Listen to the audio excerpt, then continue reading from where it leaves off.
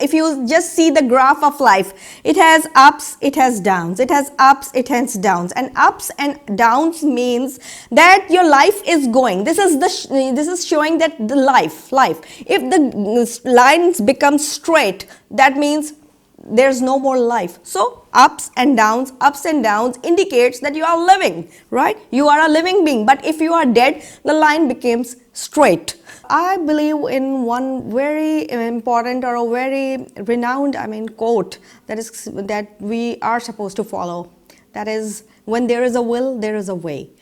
When you are looking for ways and means, you are going to get the solution of your problems. That is, the most important thing we are supposed to follow. Nobody's life is perfect. There are ups and downs, but you should know how to tackle them.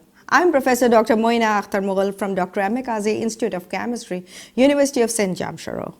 I'm working here as a professor since last 7 years. I've become a professor till date, I'm working as an active professor, plus I'm a researcher also, I'm a supervisor also. I'm supervising almost 10 to 12 students.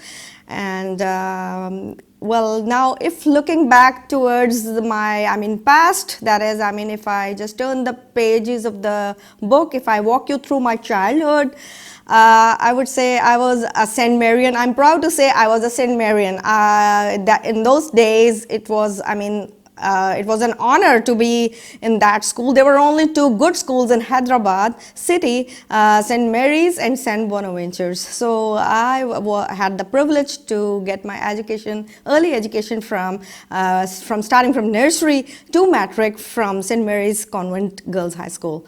Well, it was convent, so we were supposed to follow many rules. We were supposed to be on the track all the time. We were supposed to be very disciplined. Our uniform was very clean. And we were told, told very strictly and by the nuns, the exact pure nuns, the Christian nuns, they used to taught each and everything to us those days, right? And what was the main, target of those nuns were to discipline us, number one, to make us a punctual candidate, to make us a great student, right? To motivate us in many ways. Because it was a girls' school, basically a girls' school. So the girls were there of all the ages, and we used to know each other starting from nursery to matric. We used to know the names of each and every student. Everybody knows everybody there. So if I look back if I start telling you from class 2, I can still remember one incident I want to mention over here. I want to share, though it's a little bit bitter for somebody, for me especially, but if today that teacher is listening, maybe if she's alive and if she's listening, she may feel sorry for that. I was a class 2-year-old. If you just now look at the age of a class 2 child, what is the age of the child? Hardly 4 years, 5 years, 6 years, not more than that. So I used to sit on the, I was a front bench. I used to sit in the front, right? So I never sat at the back. And what I heard on that day, there was a day, was that only I still remember this Moina, my name is Moina. This Moina is always talking.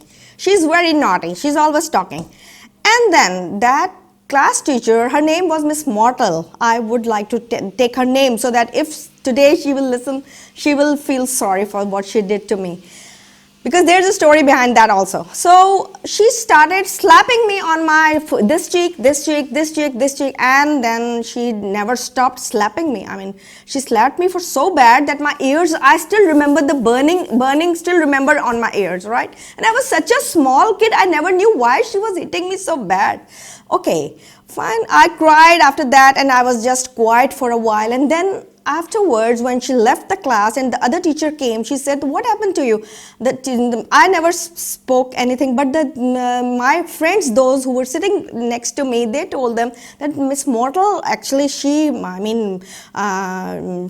did this to her, so she's well, those teachers, they just comfort me. They brought me back again to that comfort zone. They brought sweets for me, and that teacher was maybe called, and maybe she was, Okay, now what I want to tell you is that that teacher was actually, I belong to a very sound family. I will never say that I was a hand to mouth family. No, I was a very, my financially, my family background was strong. My father was a general physician at those times. So he used to treat many patients, multiple patients, and he had a clinic at our house, right? Which he used to run in the evening timings. So that Miss Model was her regular patient. She used to bring her 5 to 6 kids to my father for the treatment, and he used to give, he never charged them because he knew that she is my daughter's teacher. So he never used to charge her for all those 4 or 5 kids. I mean, she got all the favors and she beat me.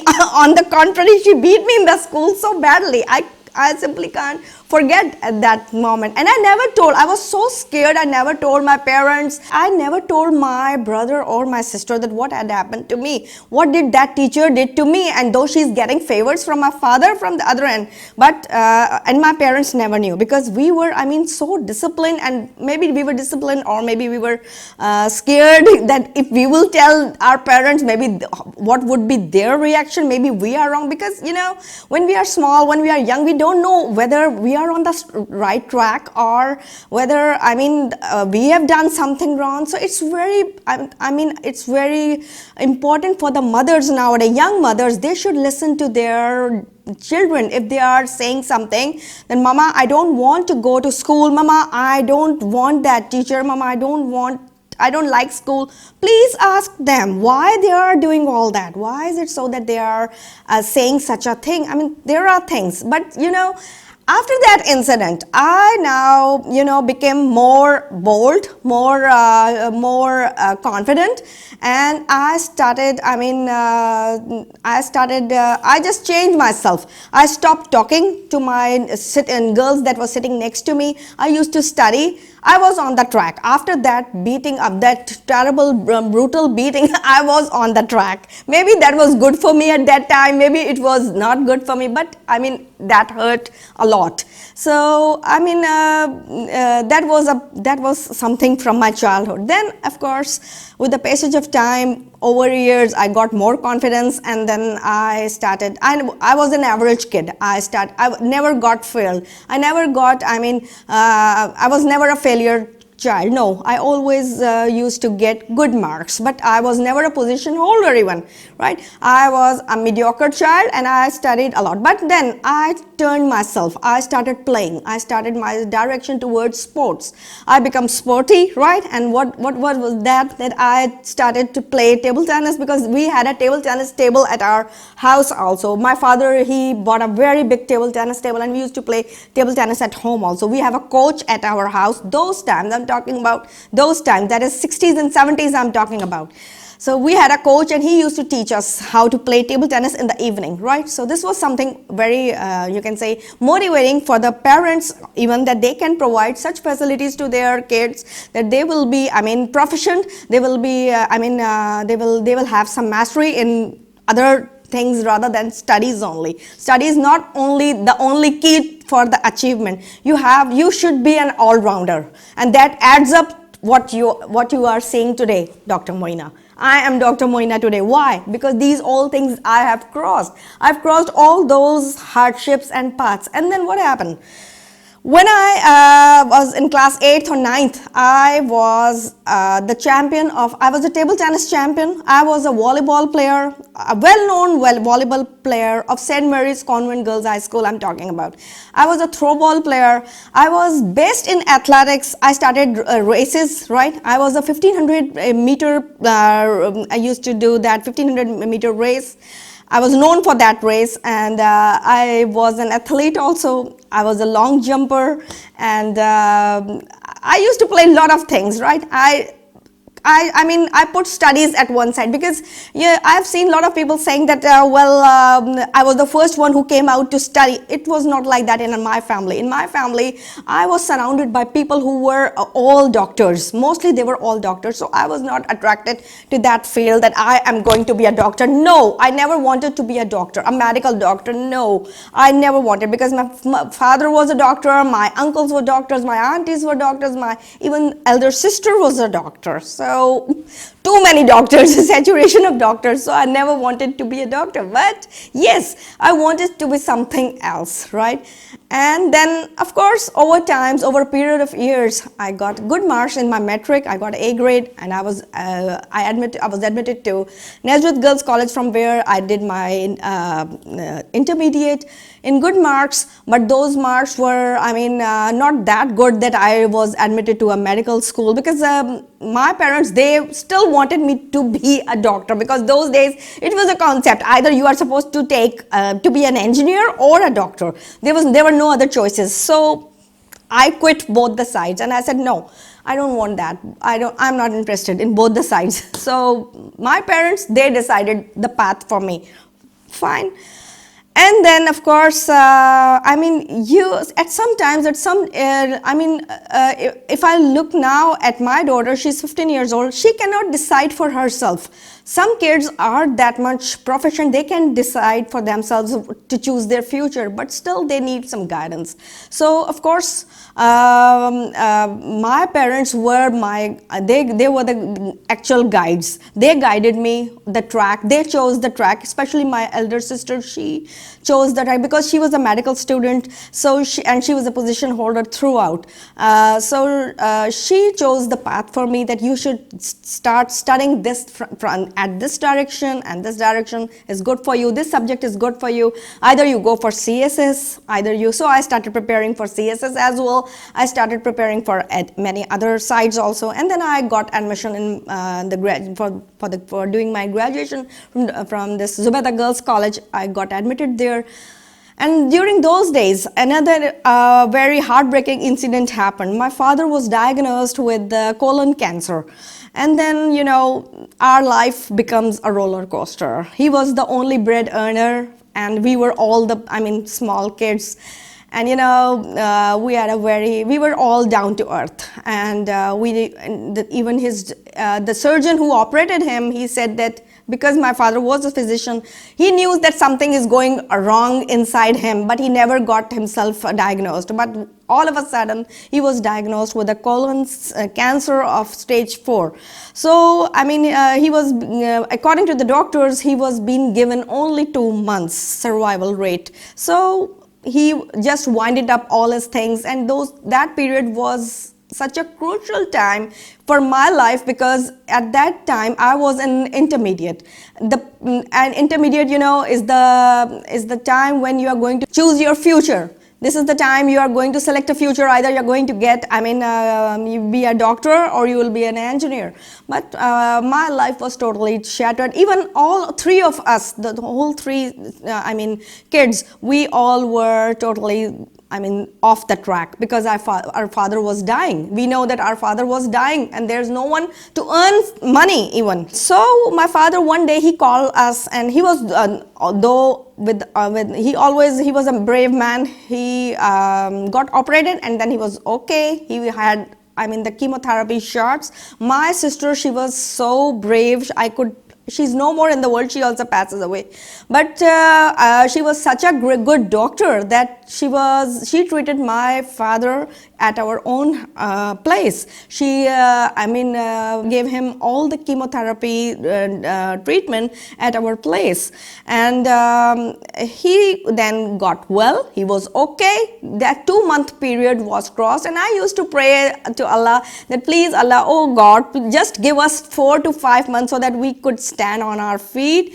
We would be able to, we are very small, we are very young, we don't know anything about the world. So please give us some time so that we can, at least our father is at least living. We should have a shadow over our head, so that at least we would be, at some better stage. And yes, God listens. God, of course, listens. And that is the time, 96, it was 96 that I started praying Tahajjud prayer.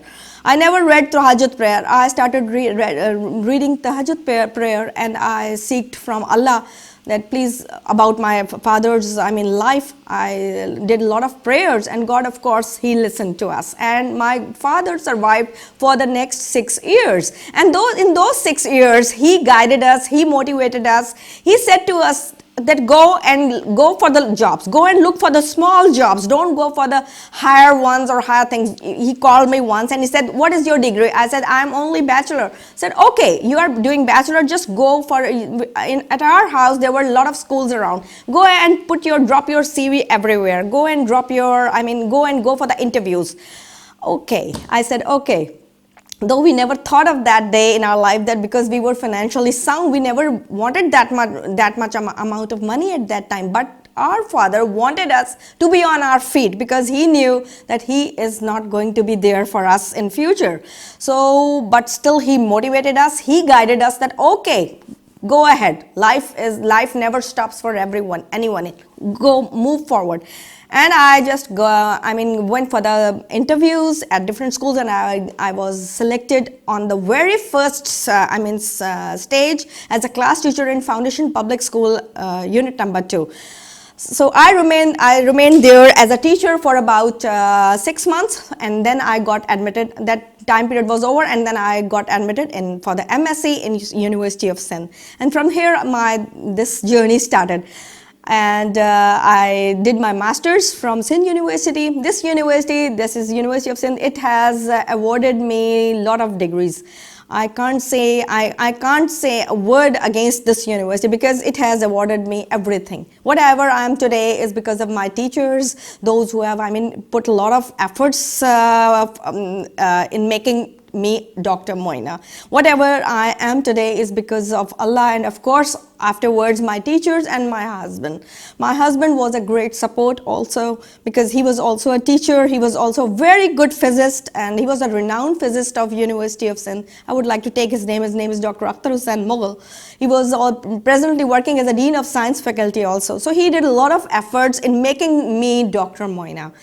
So this is something about, so I did my master's from here, and I got second position, right?